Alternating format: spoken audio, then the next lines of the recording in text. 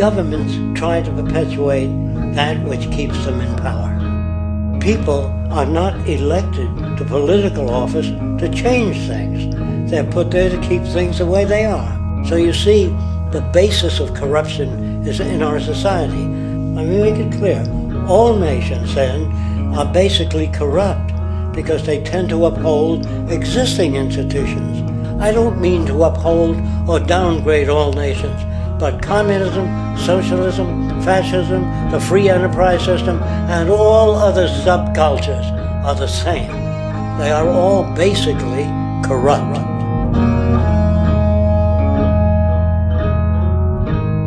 Your system is not designed to serve the well-being of people.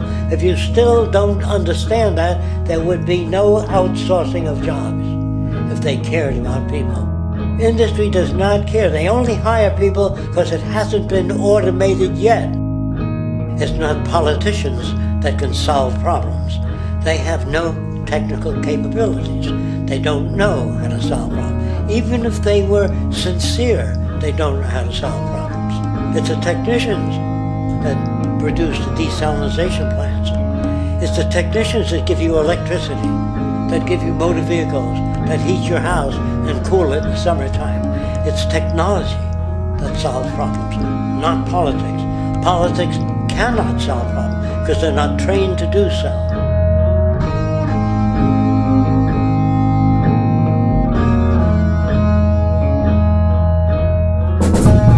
The question that's raised by politicians is, how much will a project cost? The question is not how much will it cost. Do we have the resources?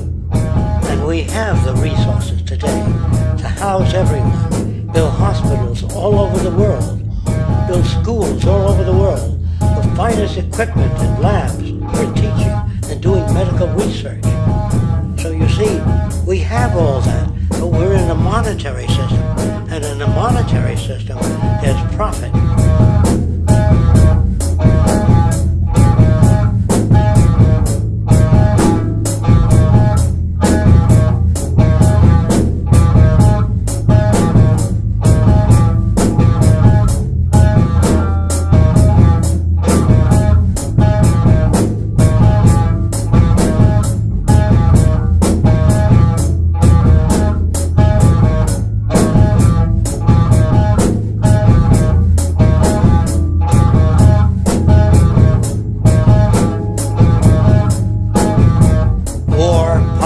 Corruption, hunger, misery, human suffering will not change in a monetary system. That is, there'll be very little significant change. It's going to take the redesign of our culture, our values, and it has to be related to the carrying capacity of the earth, not some human opinion or some politician's notions of the way the world ought to be, or some religious notions of the conduct of human affairs.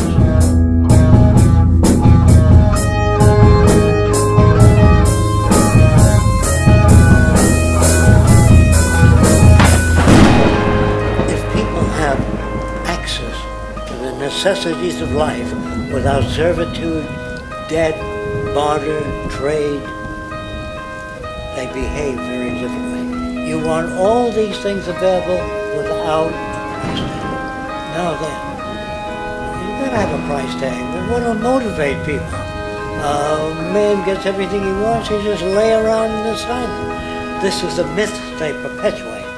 People in our culture are trained to believe that the monetary system produces incentive. If they have access to things, why should they want to do anything? They will lose their incentive. That's what you're taught, to support the monetary system. When people have access to the necessities of life, their incentives change. What about the moon and the stars? New incentives arise. If you make a painting that you enjoy, you will enjoy giving it to other people, not selling it.